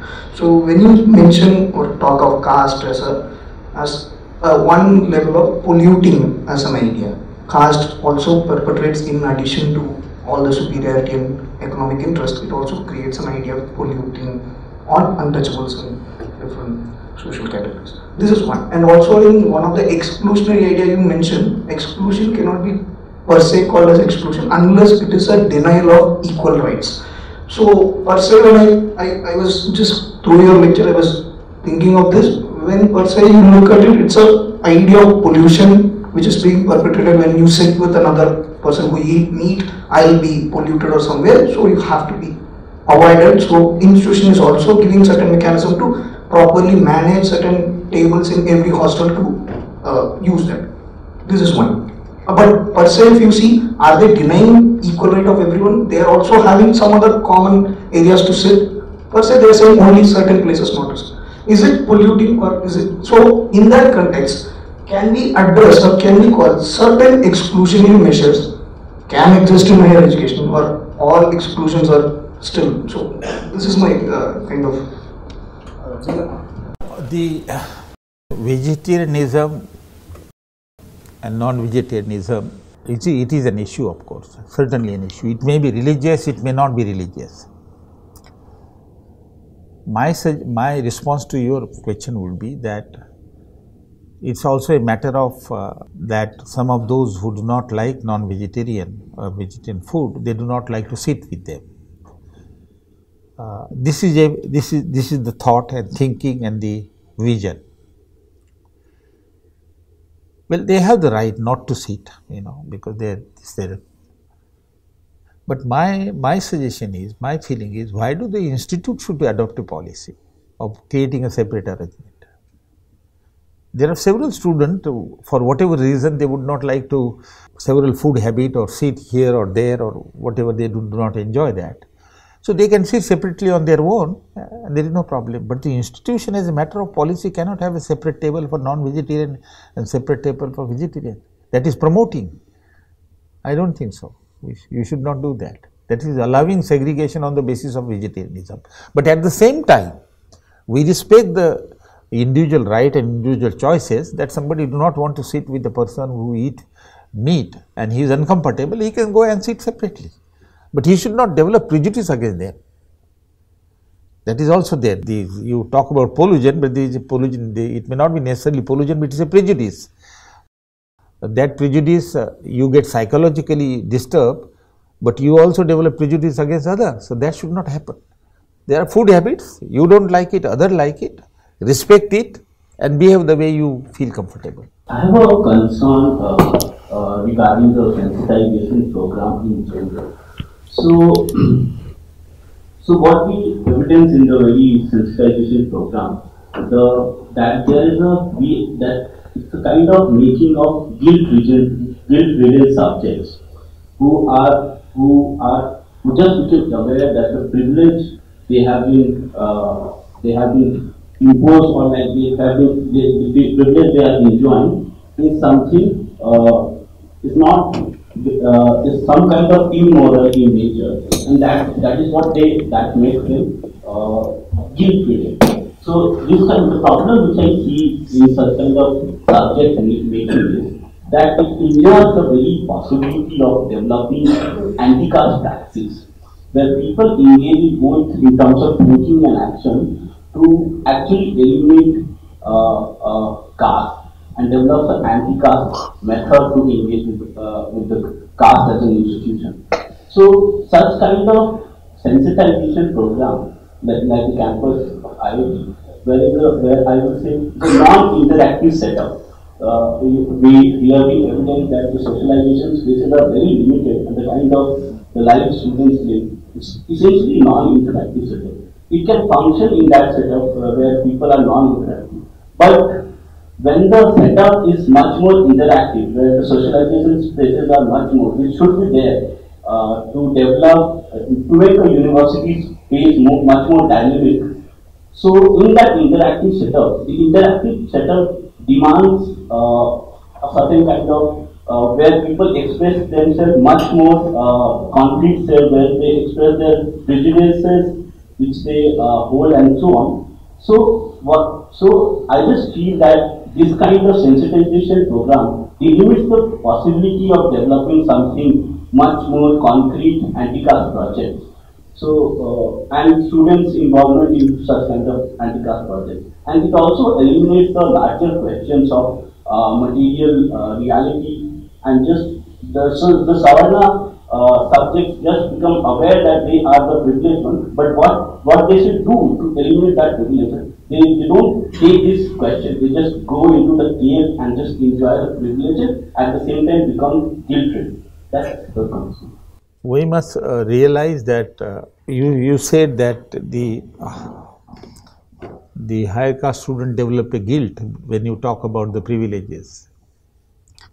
One must understand the limitation of this sensitization program on the campus, that you cannot achieve all the things. What you can do is that to the extent that the students are on the campus, that they interact with each other, the goal should be that you sensitize the student about the issue, which will benefit the student when it goes outside the institution also, but sensitize them about the issue.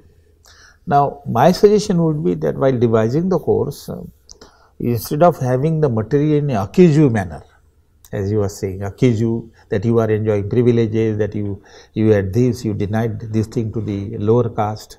That is one way of doing it. But instead of doing that, you can have a much more positive attitude. What is that positive attitude? You can always, I would suggest the course should begin like this. That this is what the Constitution laid down. the universal principle to which everybody is entitled and everybody will benefit.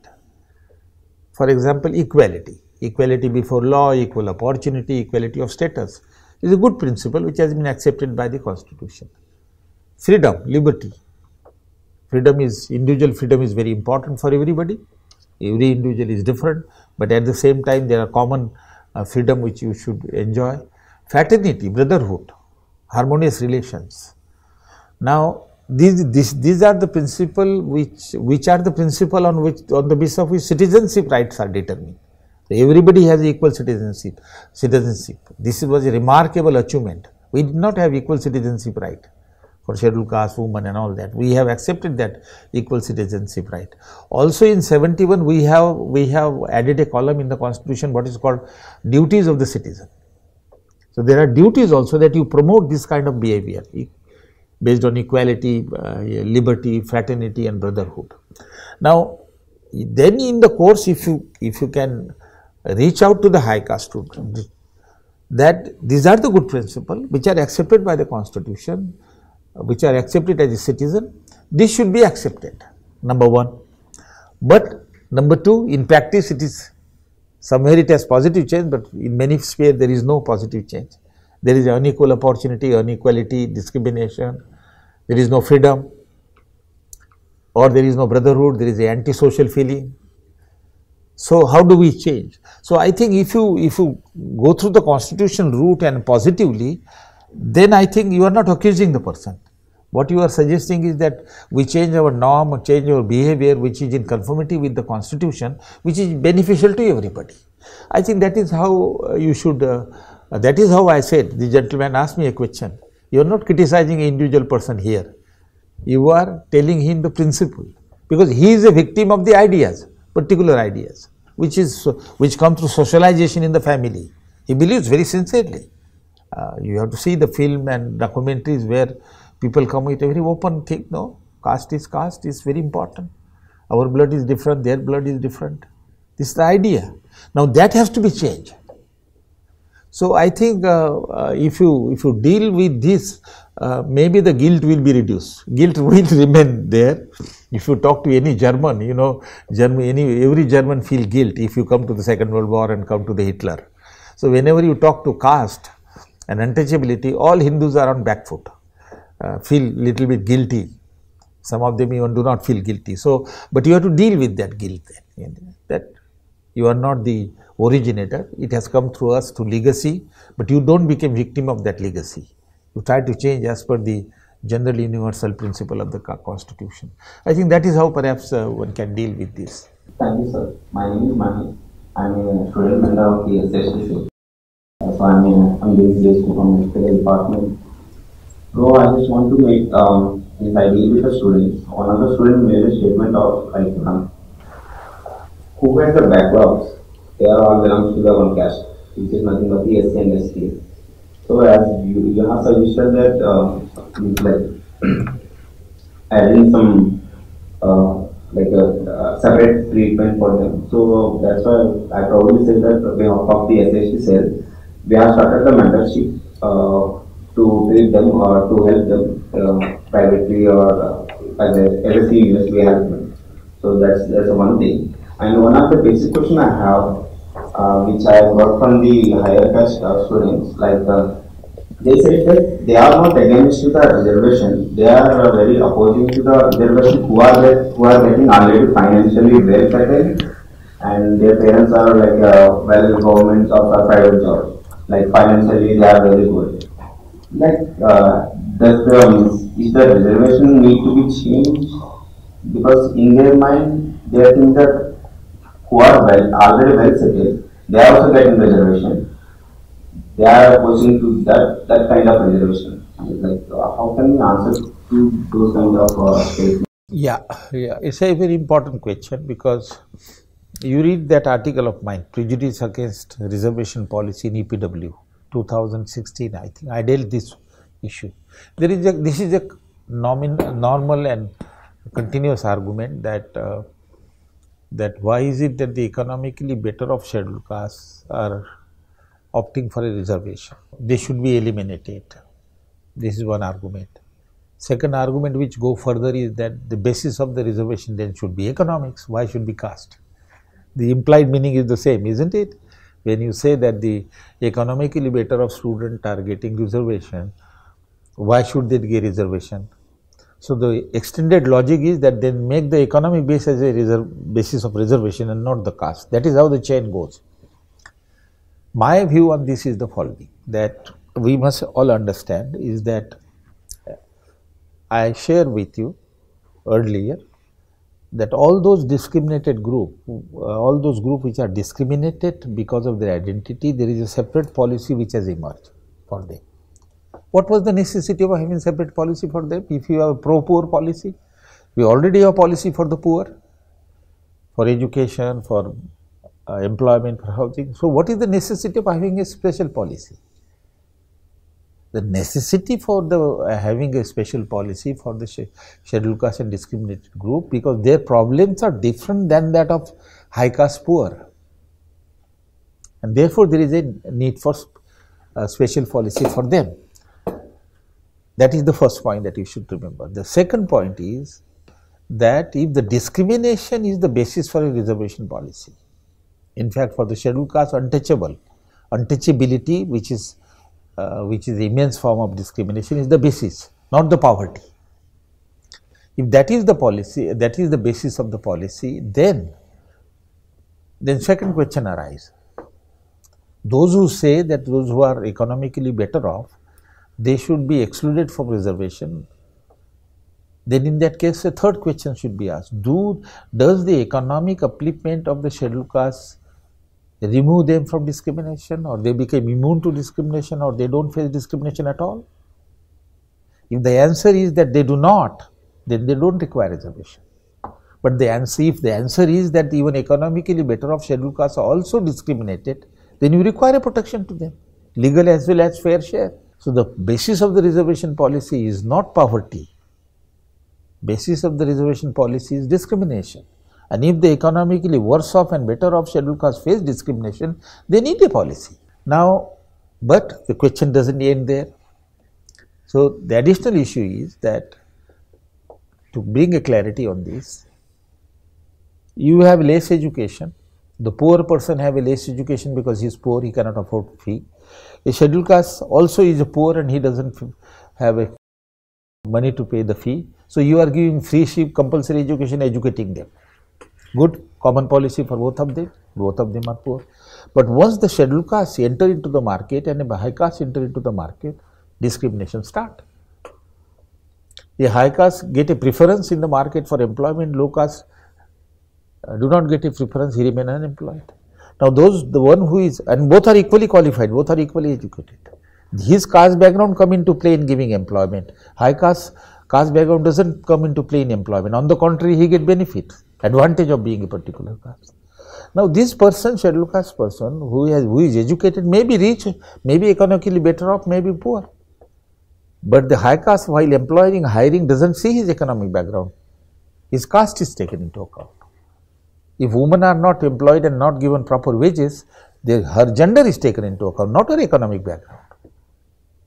So I think this is not correct to say that reservation should not be given to the economically better off scheduled caste, because so long as they continue to discriminate it, they need a protection, legal as well as fair share. If no reservation, they won't get a fair share. But I will add one more question, and that is very important, that some of the scheduled castes economically better off may not like it, but I hold this view, that all those economic facilities which are given to the scheduled caste on the basis of income, because you are poor and you are given scholarship, fellowship, whatever loan, these should not be given to the scheduled caste economically better off. Why? Why should they be given? Because they can afford. So at the most what you can do, that take out the economic special facility to the economically better off scheduled caste, because they can afford to pay. For example, fees in a school, Navodaya school or central government school, fee is relatively high in some. Now the economically better off scheduled caste should not be given concession. They should be charged the same fee as the other charge, but economically poor among the scheduled caste should be given concession. So that difference should be maintained. So one can withdraw the economic advantage facilities to the scheduled caste economically better off, but not the reservation, because reservation is for discrimination, and discrimination is independent of your economic thing. You know that the President of India were not allowed in the temple. Forget about the income, but the status doesn't make a difference. Women are not allowed in the temple in Kerala, irrespective of their economic standing, because they are women. You know that, we fought that, it's still going on. The basis of reservation is discrimination. Then why do we have OBC non-creamier and creamier? Where? OBC creamier and non-creamier. OBCs are different from untouchable. OBC, they are Shudras, they are not untouchable. Their social discrimination is of a different category. Untouchable suffered from untouchability, exclusion, separation, very intense. So OBC is not based on discrimination. It is based on to a certain extent, but it is qualitatively different. Historically, they were denied right to education. So they are given, there is no program for giving them land or entrepreneurship, but education they suffer. Now those who are economically better off, they can have education, they don't get as much discriminated. So there is a justification there of bringing a creamier. Here also we bring in scheduled caste also being a creamier for granting the financial facilities, but not for reservation. No, I think there are, we do not know. I am talking of theoretical argument, but I think maybe there are many facilities which are income based are not given to the scheduled caste, but reservation is not denied, because the basis is discrimination. In OBC it is slightly different. Even Jat and Patel are asking reservation in education institution, because you know educational right was denied to everybody other than the Brahmin. It was not denied to Kshatriya, Vaishya. Education, access to education was there, but they were not allowed to use that education as a profession. But OBC were denied right to education for quite some time, Shudras. But they eventually became a peasant, land-owning community, so the economic disadvantage was reduced substantially. You know, the point is that you raise a very important question. I do not want to go into detail. Caste system is not based on inequality alone. Inequality means was poor, non-poor. Here it is graded inequality. As you go down in a caste hierarchy, the privileges get reduced, but in a graded manner. So everybody suffered from discrimination other than the Brahmin, but in a different way. So everybody lose rights, but not in a same degree. So the distinction between untouchable and OBC is this, that OBC also suffered from discrimination and denial of certain right, but not as much as the untouchable. Untouchables have nothing practically, no right, but also beside that untouchability, excluded. I don't know whether you are from the village, go to the nearby village and you can see the settlement are still different. So when Ambedkar was asked a question in 1919 that what is the basis of discrimination, he didn't say caste, untouchability. Because caste everybody suffered, even Brahmins suffered the reverse discrimination. You know, the Kshatriya may not give a job to the Brahmin. So, but that is not the base. The intense discrimination is with respect to untouchables, who are called now scheduled caste or Dalit. Like lot of data has shown that in IITs, during the PhD admissions and for faculty recruitment, there has been a complete violation of reservation policy implementation, and no action on that has been taken by the institutions or by the government to implement it. Even recently, the central government passed a law that IIT has to, or IIT, IIMs, IIT, NITs all have to fill the vacancies in mission mode, and despite having thousands of applicants, qualified applicants, they are still not filling the seats. So you said like there are 3 ways to make the campus spaces more inclusive and less discriminatory, and one of them was through reservation. So when the institutions themselves are reluctant to implement a constitutional mandate, how do we ensure that ensure a more inclusive community inside campus? No, this is a very important question that you raise. You know, the point is you have to understand one feature of the caste system, and that is that the denial of equal right, or you may call discrimination, The motive is material benefit to the caste, and that material benefit also include the right to property, right to enterprise, right to education, another right. Now, so this is a group norm. Now, this group norm lead to group consciousness, and what is that consciousness? Is a caste consciousness, and that caste consciousness lead to caste action in support of your own caste, that is in support of to the benefit of the caste. Now, if you take this theoretical feature of the caste system, that you are saying that the reservation is there but it is not implemented properly. The same is the case with untouchability. There is a law against untouchability but it is not implemented. But here the bureaucracy is also suffered from discrimination, caste discrimination. Dr. Ambedkar has been arguing for that. Now, the caste discrimination is also in the bureaucracy who are engaged in implementation of the policy and framing of the rule. So, they will discriminate, obviously. They will change the rule in a different way, coin the rule in a different way. Once there is a clear rule, then they will delay it for implementation. That is discrimination by bureaucracy, and bureaucracy is dominated by the high caste. But what is the ultimate end? That if we implement the reservation, this much post which should get to us, they are being given to the scheduled caste. So, it is a material interest, and same motive, group action, group consciousness in favor of the material interest of my own caste. Education was our area, educational post was our area. Now, there is encroachment through the reservation policy, our space is being reduced. That is the motive. So, it is not that you have a law and it is implemented. No, discrimination prevail in bureaucracy, discrimination prevail in all wings of the administration in the country. Therefore, that will continue there.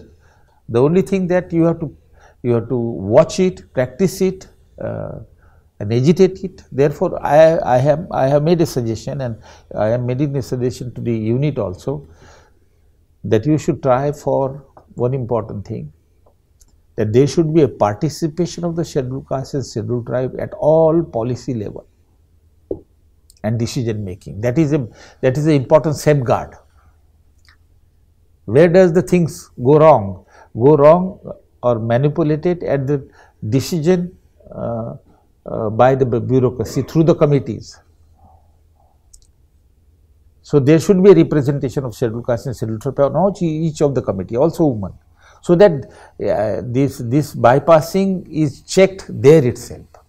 There is no full guarantee again that it will be fully implemented, but at least it will be checked. So, one of your demands should be that first thing, that the decision to as many decisions should be taken by the committees, and that there should be participation of the scheduled caste, scheduled tribe and women in the decision making. So, that decision making policy is also properly made and that implementation is properly made. It is reduced to the extent possible. That is why Dr. Ambedkar asked participation in employment, obviously, in education, in housing, but also in legislature. But legislature only make law, parliament make many law. Who implement it? It is executive. And executive means minister and bureaucracy. He said that there has to be a representation of the scheduled caste, scheduled tribe in executive. That is, there should be a minister, also in bureaucracy on important position and committees there should be participation, so that you can take the decision. Because prejudice prevail, prejudice among the high caste bureaucrats prevail to a greater extent. Because there is a motive behind that. Giving job to the scheduled caste means sacrifice of that job. We are having this reservation policy for quite a lot of time now. So, like, you might have analyzed the situation, like how fast the situation is changing and how fast or how slow, I don't know, the discrimination is reducing. So, I just wanted to ask you, what is your prediction, like, for how long will India take to completely abolish the discrimination based on caste and creed? So, like, how long do we have to? Like, when can I think, like, at this in these many years will, like, India be completely free of discrimination? When the reservation issue was brought in the Constitution Assembly in 1948, reservation, the first decision was to give a reservation to the SC ST then the minority, which includes Sikhs, Christians, Muslim, and European and Anglo-Indian. This was the reservation accepted by the Constitutional Assembly. When there was a partition and Pakistan was separated from India, Patel, who was the member of the minority committee, he opposed reservation. He said this is how reservation and separate electorate in politics reservation is leading to, that is separation. So he brought the issue again to the Constitutional Assembly, reservation for religious minority, and was withdrawn. No reservation for Sikhs, Muslim or anything. And he also wanted the reservation of scheduled caste, scheduled tribe to be withdrawn. Now Dr. Ambedkar protested. He said no.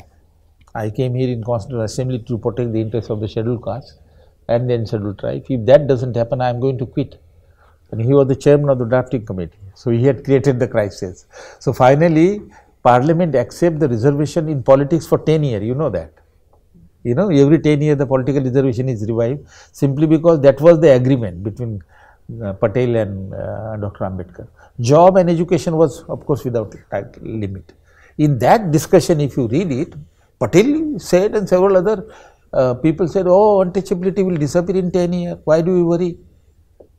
We have now constitution, equality and law. Untouchables and high caste will be one and the same. You should see that. Now you can see how wrong they were. Even Gandhiji said in 10-year untouchability. So how wrong they were, how inadequate their understanding was of the institution of caste is very clear. Now, see, the point is that your most difficult question, I cannot answer. I can only say one thing, that I don't think the caste system will go that soon. Maybe 1000 years, maybe 500 years. I cannot imagine. I cannot imagine. This may be a very outer limit, but we cannot say that. You know, caste system was originated in 1500 BC. Rigveda Purushutta. 1500 BC means 1500 year. Now how many year? 2022. You add how much it makes? 3500. 70 years of constitution, 70 years of Anti-Untouchability Act, reservation policy. Has there been any improvement, much improvement? No. The crux of the caste system is endogamy, marriage within the caste. In Annihilation of Caste, Dr. Ambedkar very clearly mentioned that it is the marriage within the caste which brings the segregation. But he said we should try for endogamy. But then he went ahead that why do people do not intermarry between the caste? Because there is ideology of caste. Hindu Shastras tell them they are superior, others are inferior. Now, unless you break the endogamy, it's very difficult. And secondly, unless you remove the faith of the people from the Shastra which support the caste system, it's very difficult. And where is the caste movement against the caste? There is no movement against the caste. Now, from 2014, there is a reverse order. People talk about bringing Manusmriti, isn't it? There was a youth from Punjab, a youth from Bihar, 10-15 youth, which demonstrated before the India Gate that we should have a constitution based on Manusmriti.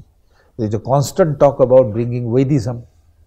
Vedic ideology is good, our constitution should be based on Vedic ideology. Now, Rigveda, a Purushutta, is the originator of the Varna system, and you talk about Vedism. So, I do not see much hope, because the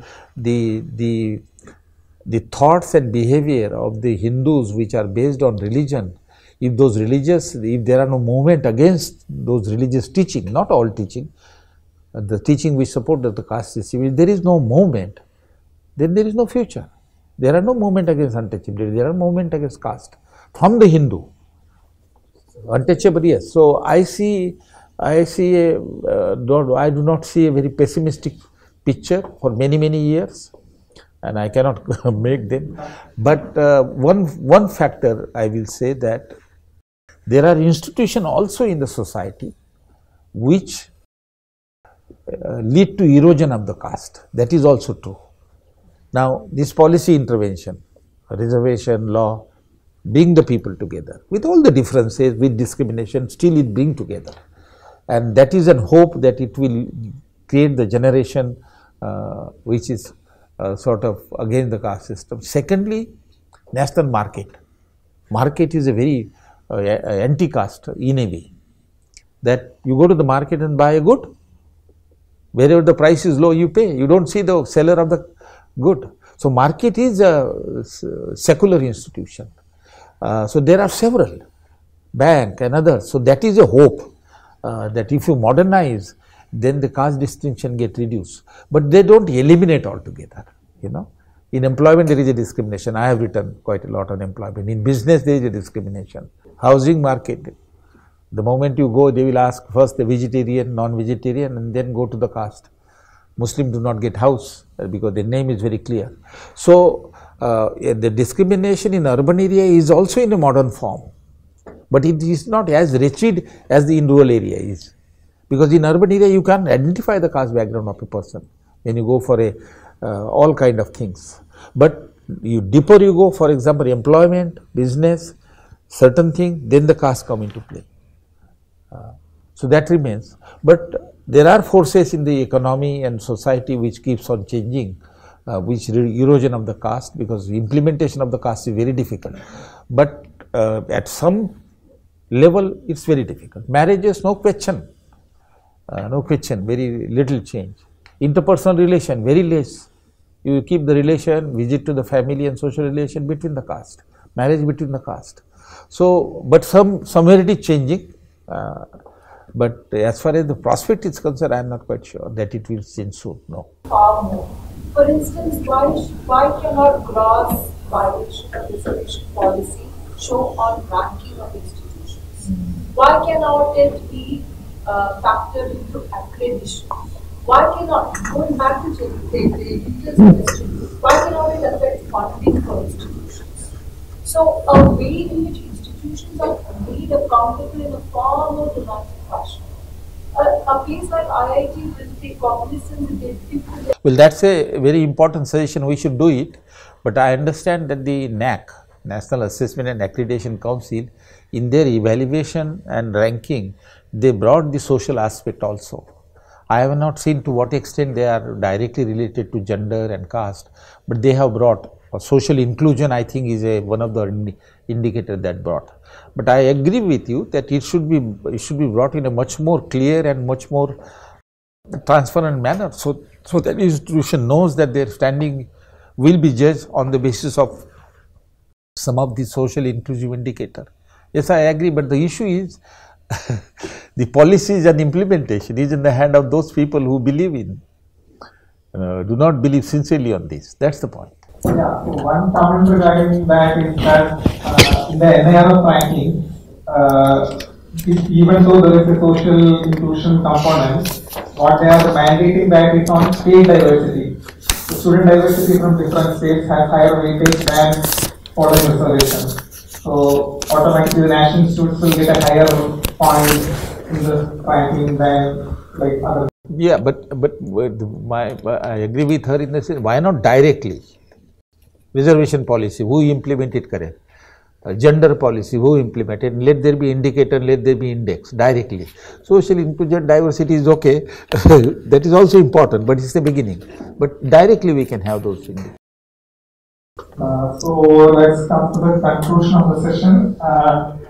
Let us thank Professor Thorat for presenting this great talk on the different aspects of discrimination and inclusion, the history of caste, how it generates discrimination, and how discrimination is now prevalent even in higher education institutions like IIT. So we thank you, sir, for the talk, and we also thank the SC ST and IIT Bombay for organizing this. Thank you all for coming. We also have a few copies of the Act which Professor mentioned, the judicial regulations, which if you want to have a look at, you are free to take. If there are not enough copies, please give your email ID, we will forward a copy to you. Thank you.